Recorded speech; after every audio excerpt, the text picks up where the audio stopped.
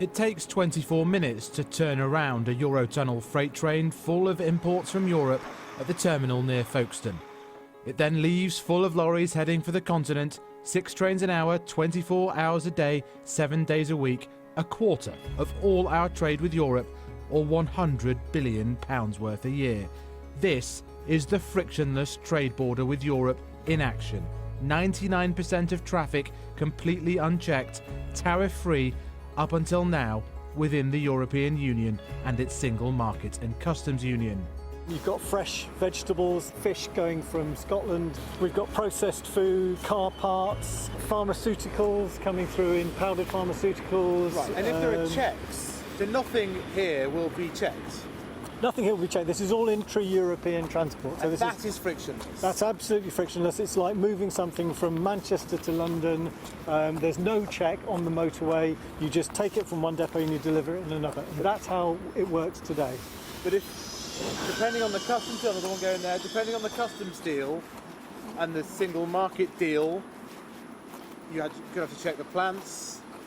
You have to check the veg, DEFRA the plants. car parts. Yeah, you've got the customs, you've got tariffs, if there are rules of origin. So when we're told not frictionless, but as frictionless as possible, what would that mean here? The as possible has to go. The only way to run this is frictionless. Yesterday, Sky News revealed that the government had obliged key operators on the border to sign non-disclosure agreements over the shape of the post-Brexit border. There are no customs checks here. This is frictionless trade. But there will be no customs checks either, whatever Brexit brings, because there can't be any. There's simply not the space. And privately, the government is acknowledging that, because even if in 12 months' time there is no deal, what the government is suggesting is to unilaterally not enforce legally required customs checks, what the industry is nicknaming the throw open the borders option. How's that for taking back control? But all that presumes that across the Channel, Europe would reciprocate by not applying its own union customs law to what will then be the third country of the United Kingdom. The freight trade is baffled by this presumption in government. Disruption in Europe trying to get to Britain is just as much of a problem for Britain as disruption here. If we have massive queues of the goods we rely on at Calais not being able to get in, then that's going to be disastrous for us. And the EU is going to enforce the rules it has. It has to. That's the way it works. This month, the Treasury confirmed it would take a pragmatic approach to border controls to the Public Accounts Committee.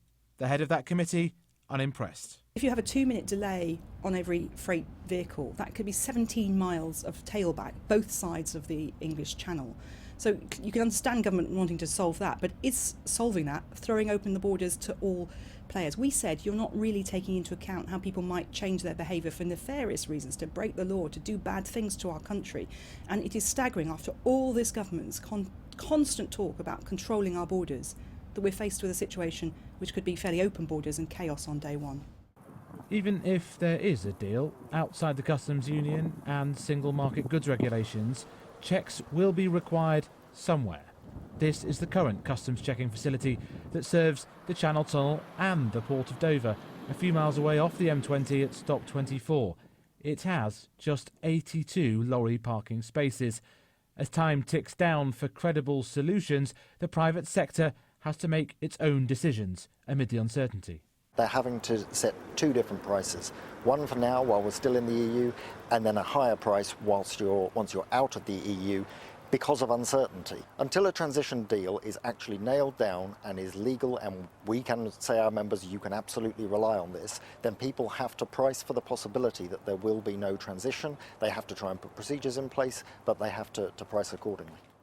And the lack of border plans is beginning to change minds, including the chair of a key customs consultative committee, himself no fan of the EU. If it doesn't work, what are the consequences? The ports come to a grinding halt.